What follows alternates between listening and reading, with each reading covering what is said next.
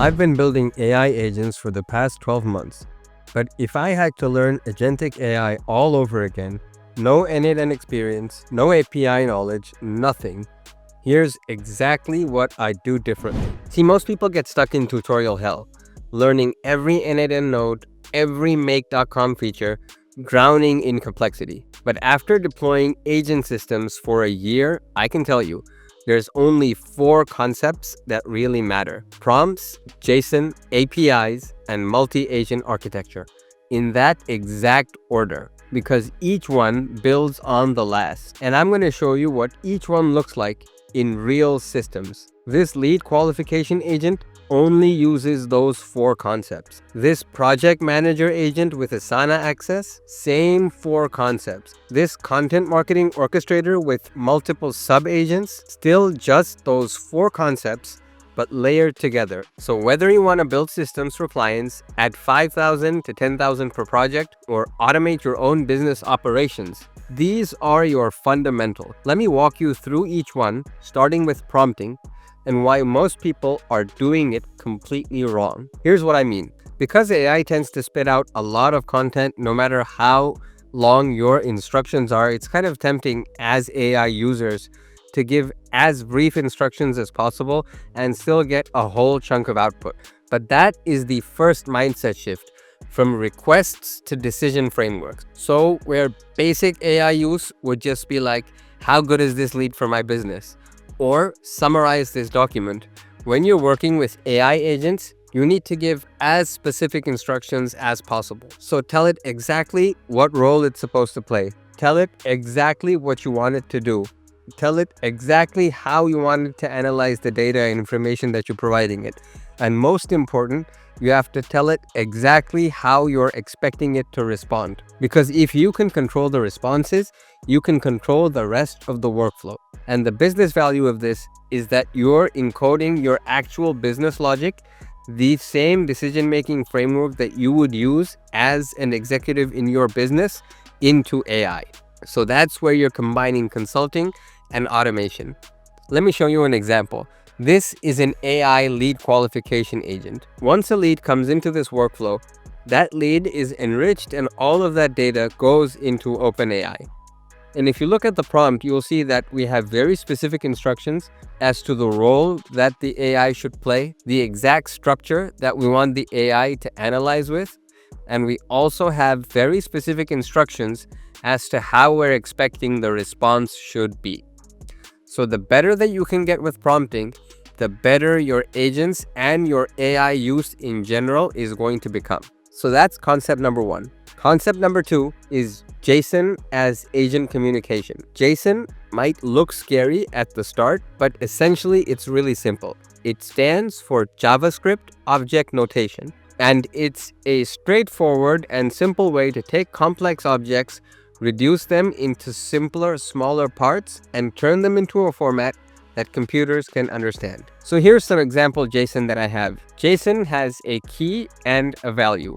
So the key is the name of that box, and the value is whatever is actually in that box. So the lead is company 123. The qualification score in this case is 8.5.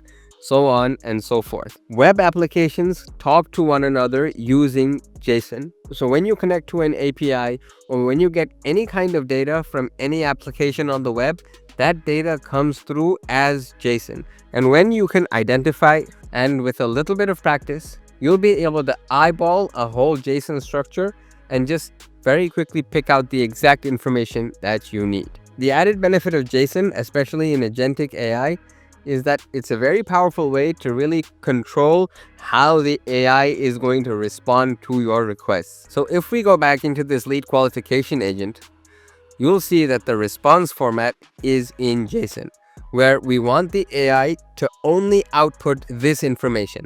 So we want to give it a score, a verdict, a band breakdown with budget, authority, need, and timeline, a reason, sentiment, and recommended approach. So by forcing the AI to output with a very specific format, JSON in this case, your AI agent just becomes that much more reliable.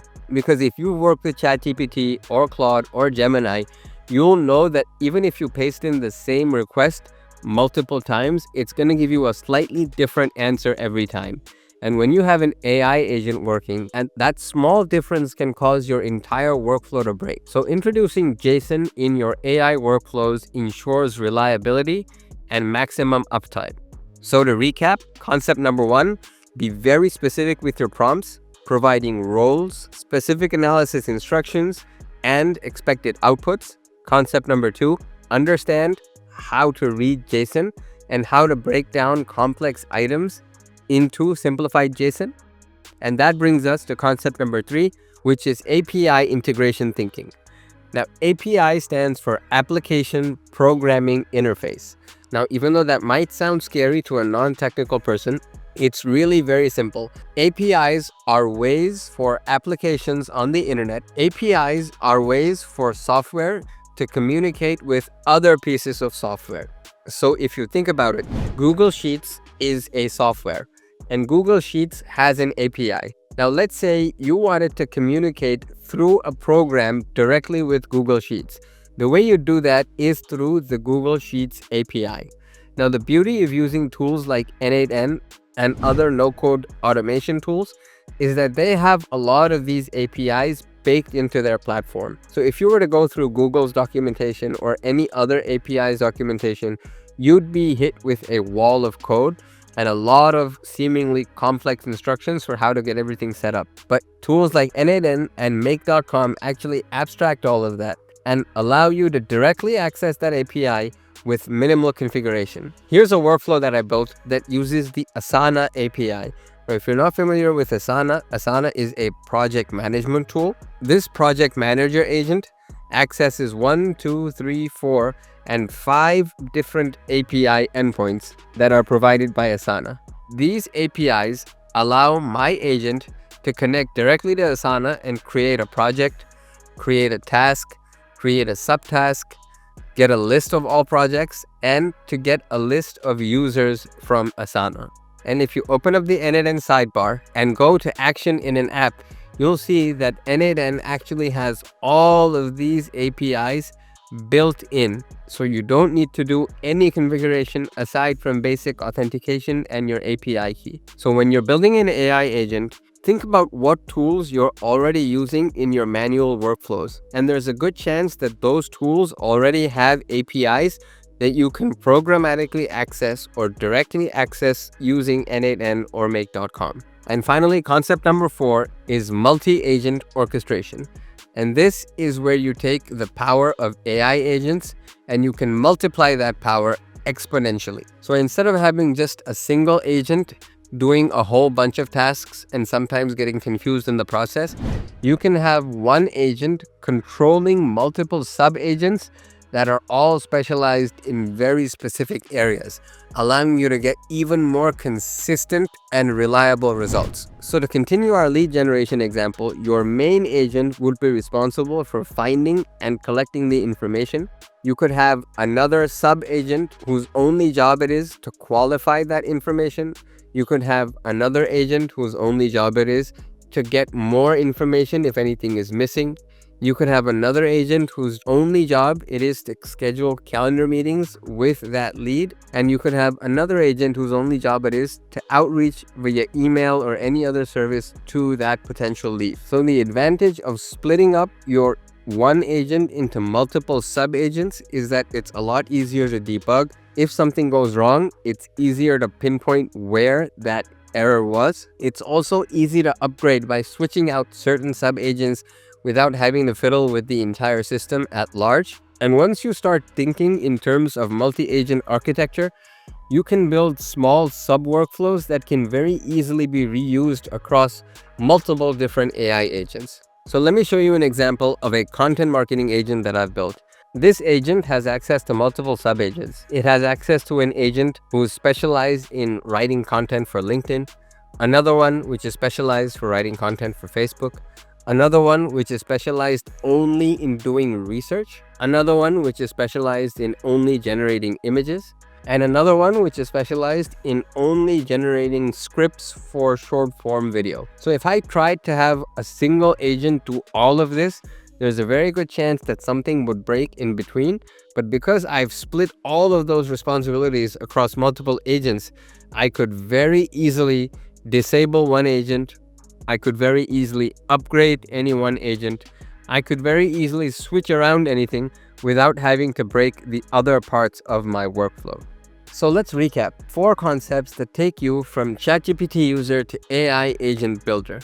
Agent level prompting, JSON communication, API integration, and multi-agent orchestration.